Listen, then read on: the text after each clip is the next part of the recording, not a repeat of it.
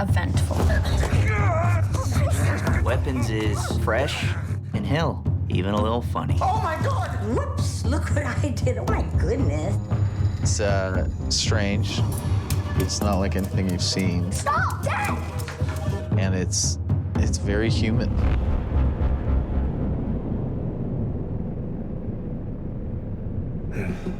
Probably kids did this if you ask me. I mean... Yeah, I don't think it was the kids. Weapons, you know, originally it was just the story of Justine. But as I was writing, I just wanted it to feel big and sprawling. So I knew I had to just jump around and rope more people into the mystery. Magnolia is one of my favorite movies. And there's a chapter in Magnolia where John C. Reilly loses his gun in the rain. I was like, that has to be somehow part of this. I need a cop, and I need it to be raining, and I need it to just be bigger than Justine. You're part of an ensemble in a movie that's the star. The truth is that I want an answer just as bad as all of you. I love those kids. Justine is dealing with a lot of unprocessed grief and emotion of her own, and I think her life has settled into a really unhealthy rhythm where her only healthy outlet for love is with the kids in her class. If you ever want to talk to someone, you can always talk to me. The kids ground her in a way, and they give her purpose. So as soon as she loses that, she feels directionless and she has no purpose. Julia is perfect for this part. You know, I didn't go to her initially because I thought she was too young. But I just decided to let go of the age thing. And I'm so glad I did because now I can't imagine anybody else in this part. She just like is Justine. When my cinematographer and I were talking about how to film each chapter, you know, we discussed that Justine is a prey animal and Archer is a predator. And prey animals have their eyes wide set. Justine is always scanning the surrounding for threat, and Archer, you know, predators have their eyes front-facing.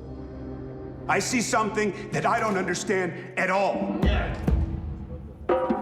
Archer represents the everyman, the current everyman. I want to hear from Justine Gandy. Somebody who lives in resentment.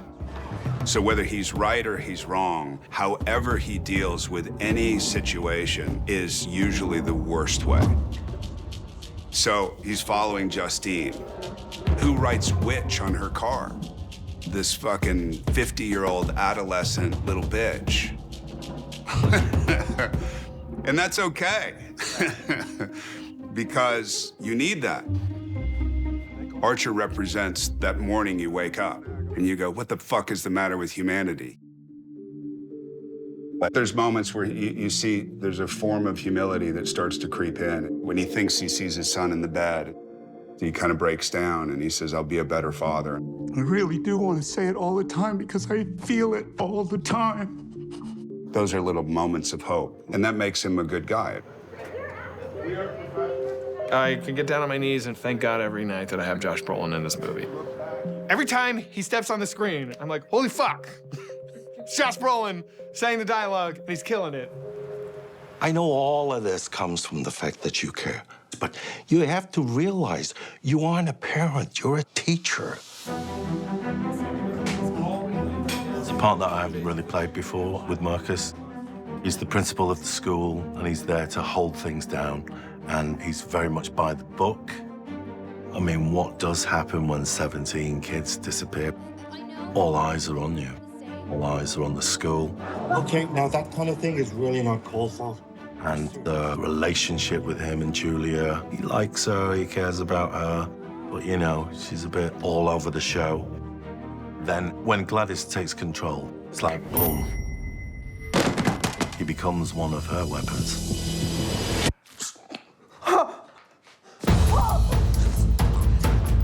I love Benny. He's just like this gentle giant. He's just got the biggest heart in the world. He's incredibly talented, and I love the duality he brings to this. You know, this really gentle, kind of disarming man who becomes a savage juggernaut who headbutts people's heads into mush.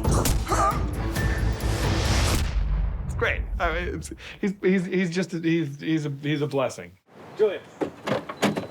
Alex, hi. I've been thinking about you a lot, and I wanted to make sure you're okay. I'm okay. Alex is an innocent who's convinced he's not an innocent. I'm very fascinated with characters like that who believe the worst about themselves, because I think I'm guilty of that a lot. Alex believes that he's at fault for what happened in this town because Gladys has kind of roped him into her plan. Come, sit. But ultimately, he is the fundamental catalyst for her undoing, which I also thought was really nice. Hey, good day at school? Yeah.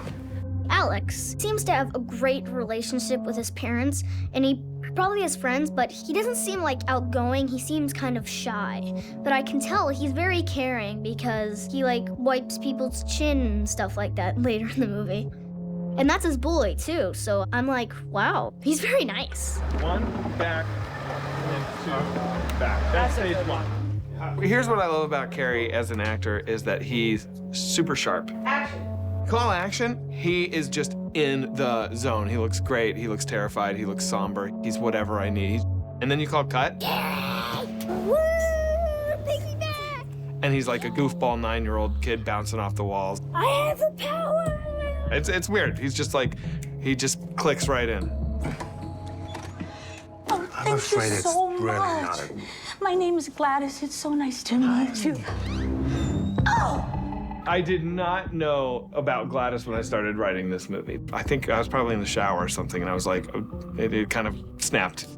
Is that my ribbon? The conventional idea of a witch. I thought a fun take on that would be a brightly colored woman from Miami. Detective, come in! What a beautiful representation of like an evil person than this just like comfortable, chipper auntie. There is some conversation about her history and the thought that she's done this before. You know, maybe she came from Boca Raton and she had been doing this to some of her friends. So Gladys's clothes, Zach refers to her as a bit of like, she's a peacock. She's really, really colorful. I kind of stayed true with that. Like, she has an array of colors, and she kind of has these ensembles just matching things together, and then something's just not right. Gladys was always a predator, and we sort of narrowed down her iris, put more whites in her eyes.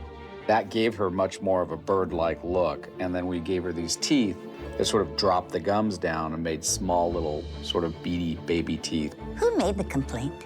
One of the things that we also did that we talked about was Gladys has many stages, and when we first see her, she's in a sickened, weakened state. Then you see, as we begin to degrade, when she's in the bald cap, you see the stringy hair and you see her skin and all of her imperfections. And not until she starts doing these spells and sort of sucking the energy of people does she actually start to become the Gladys that we know and love. Tomorrow people will come here, and we have to be ready. This caliber of acting coming to a genre like this is not something that's very typical. And what it reminds me of is the real horror is the experience that these people are going through. I'm so proud to be in the middle of it and let all of these people fly is just the greatest thing. It's the greatest thing. I love it.